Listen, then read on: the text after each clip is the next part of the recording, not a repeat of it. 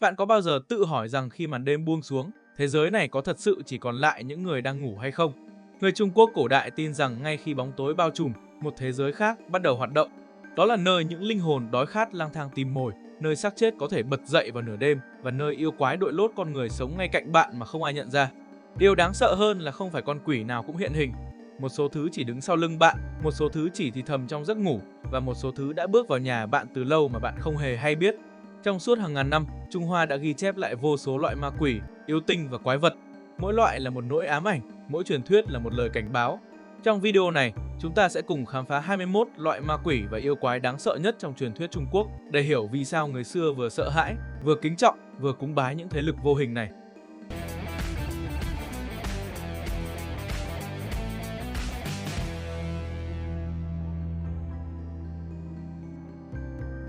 Số 1. Quỷ đói. Quỷ đói là linh hồn của những người chết trong cảnh thiếu ăn hoặc sống quá tham lam khi còn tại thế. Sau khi chết, họ bị đày vào một hình dạng quái dị, cổ họng mỏng như kim, bụng phình to nhưng không bao giờ nô. Dù có đứng trước mâm cao cỗ đầy, họ cũng không thể nuốt nổi một miếng. Nước uống khi đưa lên môi liền hóa thành lửa, thiêu đốt nội tạng. Đây được xem là sự trừng phạt dành cho những kẻ sống chỉ biết vơ vét cho bản thân. Số 2. Oan hồn.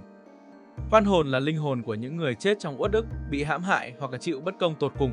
Oán khí của họ nặng đến mức không thể siêu thoát. Họ vất vưởng quanh nơi mình chết, mang theo nỗi hận thù chưa được giải tỏa.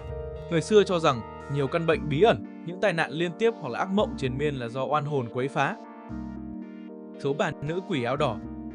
Trong dân gian Trung Quốc, phụ nữ chết trong oán hận thường hóa thành nữ quỷ mặc áo đỏ. Màu đỏ tượng trưng cho máu, cho hôn lễ dang dở và cho sự oán hờn không thể hóa giải. Những nữ quỷ này thường xuất hiện với mái tóc xõa dài, gương mặt tái nhợt và ánh mắt u uẩn. Họ trở lại để tìm người phản bội mình hoặc khiến kẻ sống phải nếm trải nỗi đau, giống như họ từng chịu đựng. Số 4. Quỷ không đầu. Những người chết vì bị chém đầu được cho là linh hồn khó tìm đường về âm giới.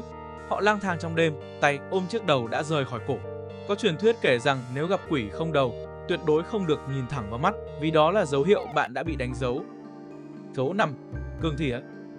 Cương thi là xác chết bị tà khí xâm nhập. Không giống zombie phương Tây, cương thi di chuyển bằng từng cú bật vì thân thể đã cứng đờ. Chúng không cắn xé một cách điên loạn mà hút dần sinh khí của người sống để tồn tại. Ai bị cương thi làm hại sẽ trở nên suy nhược nhanh chóng, da tái nhợt và mất dần sức sống. 6. Huyết cương thi. Huyết cương thi là dạng tiến hóa nguy hiểm nhất của cương thi. Khi đã hút đủ sinh khí, chúng trở nên nhanh nhẹn, hung bạo và gần như không thể tiêu diệt bằng vũ khí thường.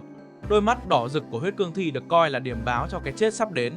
Nhiều truyền thuyết kể rằng những người sống vô tình bước vào nơi huyết cương thi trú ngụ sẽ bị theo dõi, suy nhược và cuối cùng biến thành cương thi mới. 7.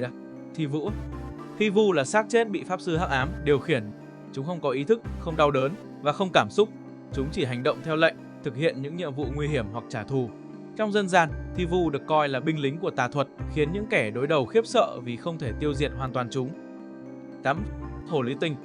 Hồ ly tu luyện lâu năm có thể hóa thành người với vẻ đẹp mê hồn. Chúng tiếp cận đàn ông, hút dương khí và làm họ sa vào đam mê mà không biết mình đang mất sức sống. Người xưa tin rằng hồ ly có thể sống hàng trăm năm, xuất hiện và biến mất một cách bí ẩn và đôi khi còn đóng vai trò người cứu giúp hoặc đồng minh, nhưng sự nguy hiểm của chúng luôn tiềm ẩn.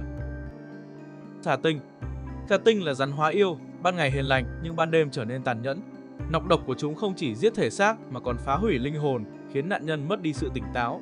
Trong dân gian, xà tinh thường xuất hiện ở ao hồ hoặc trong rừng sâu, dụ người đi lạc rồi chiếm đoạt sức sống của họ. 10. Miêu yêu. Mèo sống lâu năm có thể hóa thành miêu yêu. Chúng xuất hiện như điềm báo tử vong hoặc tai họa. Người xưa tin rằng nếu mèo nhảy qua xác chết, người đó có thể bật dậy nhưng mang theo một loại năng lượng bất ổn. Miêu yêu thường lẻn vào nhà, quan sát và chỉ xuất hiện vào những thời điểm quan trọng trong đời người. Số 11. Lang yêu. Lang yêu là sói tu luyện thành người, có thể sống chung với dân làng mà không ai nhận ra. Chúng giữ hình dạng con người suốt nhiều năm, nhưng khi đêm trăng tròn, bản năng thú dữ trỗi dậy. Nhiều truyền thuyết kể rằng một gia đình bình thường có thể bị sát hại chỉ trong một đêm mà không ai biết thủ phạm chính là lang yêu. Chúng tượng trưng cho sự nguy hiểm ẩn giấu ngay bên cạnh bạn và nhắc nhở con người về khả năng xấu xa của bản năng chưa được kiểm soát. Số 12. Hắc vô thường. Hắc vô thường là sứ giả của âm phủ, mặt đen biểu tượng cho cái chết bất ngờ. Sự xuất hiện của hắc vô thường báo hiệu ai đó sắp rời khỏi cõi trần. Người xưa kể rằng nếu nghe thấy tiếng xích kéo lê vào nửa đêm, đó chính là dấu hiệu hắc vô thường đang tìm đến. Mọi hành động của hắc vô thường đều chính xác và lạnh lùng, không bỏ sót một linh hồn nào. Hắn là lời nhắc nhở về sự tàn nhẫn của định mệnh và sự không thể tránh khỏi của cái chết. Số 13. Bạch vô thường. Bạch vô thường mặt trắng đại diện cho cái chết từ từ, thường dẫn linh hồn già yếu hoặc người bệnh đi qua âm giới. Khác với hắc vô thường, bạch vô thường cho phép người chết chuẩn bị tinh thần. Nhưng dù hiền lành hơn, sự xuất hiện của bạch vô thường vẫn khiến người sống sợ hãi bởi linh hồn phải đối mặt với hành trình không thể quay lại trần gian. Trong dân gian, bạch vô thường cũng là lời nhắc về sự vô thường và lẽ sống cần trân trọng. Số 14. Đầu trâu. Đầu trâu là quái tướng canh giữ địa ngục. Hình dạng của hắn là đầu trâu cơ bắp, mắt đỏ rực, cầm chùy lớn. Hắn có nhiệm vụ áp giải linh hồn phạm tội và trừng phạt những kẻ ác. Truyền thuyết kể rằng chỉ một cú vung chùy của đầu trâu có thể làm linh hồn tan biến hoàn toàn, không còn cơ hội tái sinh. Người xưa tôn kính và sợ hãi hắn vì hắn là hiện thân của luật nhân quả không thể cưỡng lại. Số 15. Mặt ngựa. Mặt ngựa thường đi kèm đầu trâu, là quái tướng thứ hai của địa ngục. Hắn áp giải linh hồn, bắt những kẻ có tội phải chịu hình phạt. Trong dân gian, mặt ngựa còn được kể là quái vật biết đọc tâm linh, chỉ cần nhìn vào mắt là nhận ra lòng tham và oán hận của một người. Vì vậy, không linh hồn nào thoát được sự giám sát của hắn. Số 16. Diêm Vương. Diêm Vương là vua tối cao của âm giới. Mọi linh hồn sau khi chết đều phải quỳ trước điện Diêm La để chịu phán xét. Thiện ác không thể che giấu, mỗi hành động của đời sống trần thế đều được ghi lại và cân nhắc. Trong dân gian, Diêm Vương tượng trưng cho sự công bằng tối thượng và nhắc nhở con người về luật nhân quả. Những câu chuyện về Diêm Vương thường khiến người ta cẩn trọng từng hành động và lời nói trong đời sống. Số 17. Phán quan.